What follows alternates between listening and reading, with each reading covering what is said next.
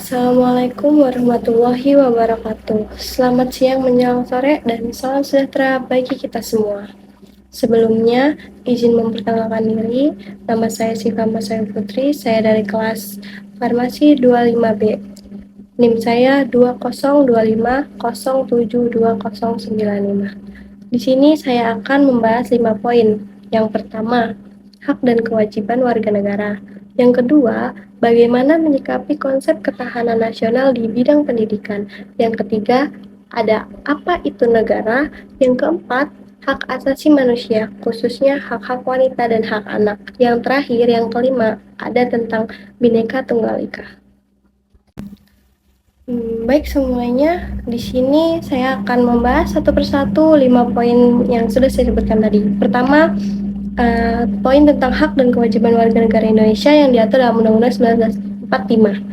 Hak dan kewajiban merupakan dua hal yang tidak dapat dipisahkan dalam kehidupan berbangsa dan bernegara.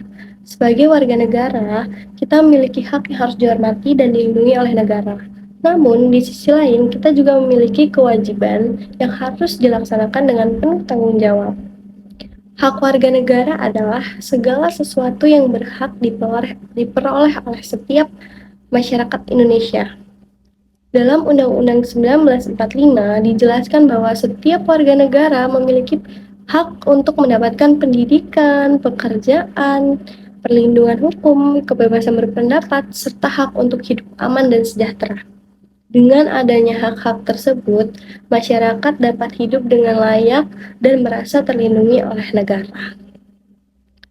Namun, selain memiliki hak, kita juga mempunyai kewajiban sebagai warga negara. Kewajiban tersebut antara lain menaati peraturan hukum, menjaga persatuan, menjaga kesatuan, menghormati hak orang lain, membayar pajak, serta ikut dalam upaya pembelaan negara. Kewajiban ini penting agar kehidupan masyarakat tetap tertib, aman, dan harmonis. Setelah itu, hak dan kewajiban harus berjalan secara seimbang. Jika hanya menuntut hak tanpa menjalankan kewajiban, maka kehidupan bernegara tidak akan berjalan dengan baik. Oleh karena itu, sebagai generasi muda dan mahasiswa, kita harus mampu menjadi warga negara yang baik, sadar hukum, bertanggung jawab, serta memiliki rasa cinta tanah air. Poin yang kedua, tentang ketahanan nasional.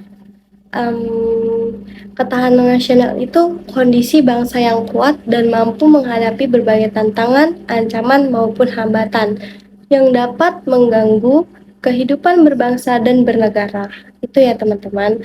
Salah satu faktor penting dalam memperkuat ketahanan nasional itu pendidikan. Pendidikan menjadi dasar utama dalam menciptakan sumber daya manusia yang cerdas, berkualitas, dan berkarakter. Sebagaimana tujuan bangsa Indonesia dalam pembukaan Undang-Undang 1945, yaitu yang berbunyi mencerdaskan kehidupan bangsa, maka pendidikan memiliki peran yang sangat penting dalam kemajuan negara. Dengan pendidikan yang baik, masyarakat dapat memiliki ilmu pengetahuan, keterampilan, serta sikap yang mampu membawa bangsa menjadi lebih maju dan mandiri lagi. Sebagai generasi muda dan mahasiswa, saya juga tentunya kita harus menyikapi konsep ketahanan nasional dalam bidang pendidikan dengan cara belajar bersungguh-sungguh, meningkatkan prestasi, serta memiliki semangat untuk terus berkembang. Selain itu, kita juga harus mampu menggunakan teknologi secara bijak, menjaga moral, etika, serta tidak mudah terpengaruh oleh informasi negatif yang dapat merusak persatuan bangsa. Baik, poin yang ketiga kita akan membahas tentang apa itu negara. Negara merupakan suatu organisasi yang memiliki wilayah, rakyat, pemerintahan, serta memiliki tujuan untuk mengatur kehidupan masyarakat demi mencapai kesejahteraan bersama. Negara memiliki peran penting dalam kehidupan masyarakat.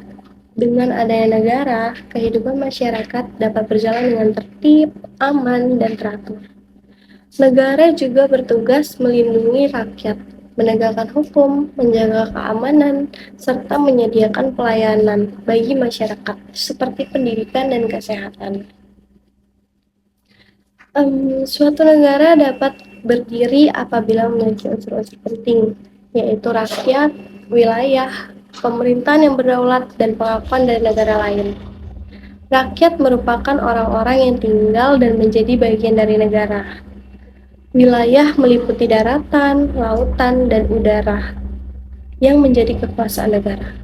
Pemerintahan yang berdaulat berfungsi untuk mengatur jalannya negara, sedangkan pengakuan dari negara lain diperlukan agar negara dapat menjalin hubungan internasional.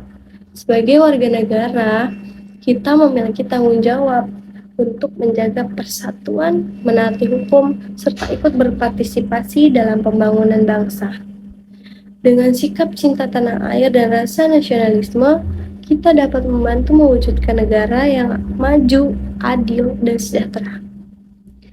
Oleh karena itu, ya teman-teman, penting bagi kita untuk memahami makna negara agar tumbuh rasa tanggung jawab dan kepedulian terhadap bangsa dan negara Indonesia.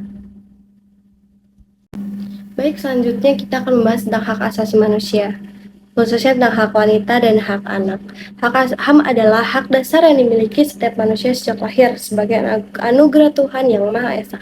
Hak tersebut harus dihormati, dijunjung tinggi, dan dilindungi oleh negara maupun masyarakat tanpa membedakan suku, agama, ras, jenis kelamin, maupun status sosial di Indonesia. Perlindungan HAM telah diatur dalam UUD 1945. Setiap warga negara memiliki hak yang sama untuk hidup, mendapat pendidikan, memperoleh perlindungan hukum, dan hidup dengan aman serta sejahtera. Dalam kehidupan masyarakat, wanita memiliki hak yang sama dengan laki-laki. Wanita berhak mendapatkan pendidikan, pekerjaan, perlindungan dari kekerasan dan diskriminasi khususnya, serta kesempatan yang sama dalam kehidupan sosial maupun pemerintahan. Perempuan juga memiliki peran penting dalam keluarga, pendidikan, dan pembangunan bangsa. Selain itu, anak-anak juga memiliki hak yang wajib dilindungi. Anak berhak mendapatkan hak kasih sayang, pendidikan, kesehatan, perlindungan dari kekerasan, eksploitasi, dan perlakuan yang tidak manusiawi. Anak merupakan generasi penerus bangsa, sehingga pertumbuhan dan perkembangannya harus dijaga dengan baik. Namun, pada kenyataannya, masih banyak terdapat pelanggaran HAM terhadap wanita dan anak, seperti kekerasan, diskriminasi, dan eksploitasi. Oleh karena itu, diperlukan kesadaran bersama untuk menghormati hak-hak tersebut serta menciptakan lingkungan yang aman dan nyaman bagi semua. Sebagai generasi muda, kita harus memiliki sikap saling menghargai, tidak melakukan perundungan atau kekerasan, serta ikut menjaga dan melindungi hak-hak sesama manusia. Dengan demikian, nilai kemanusiaan dan keadilan dapat terwujud dalam kehidupan bermasyarakat. Baik, ini poin kita yang terakhir akan kita bahas, yaitu tentang simbol Bhinneka Tunggal Ika. Bhinneka Tunggal Ika merupakan semboyan bangsa Indonesia yang memiliki arti berbeda-beda tetapi tetap satu. Semboyan ini menggambarkan keadaan bangsa Indonesia memiliki banyak perbedaan suku, agama, budaya, bahasa, maupun adat istiadat. Namun tetap bersatu sebagai satu bangsa dan satu tanah air, yaitu Indonesia.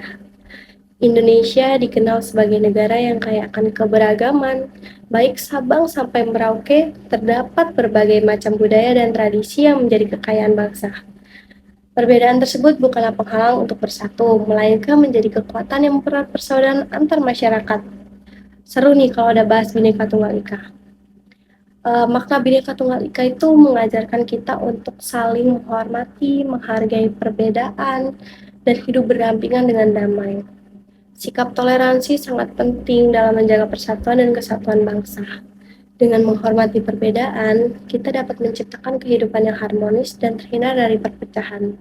Sebagai generasi muda, kita memiliki tanggung jawab untuk menjaga nilai-nilai persatuan dalam kehidupan sehari-hari. Kita harus menghindari sikap diskriminasi, saling menghina, maupun memecah belah antar golongan. Sebaliknya, kita harus memperkuat rasa persaudaraan, gotong royong, dan cinta tanah air. Dengan menerapkan semangat Bhinneka Tunggal Ika, bangsa Indonesia akan tetap kokoh, kuat, dan mampu menghadapi berbagai tantangan di masa depan.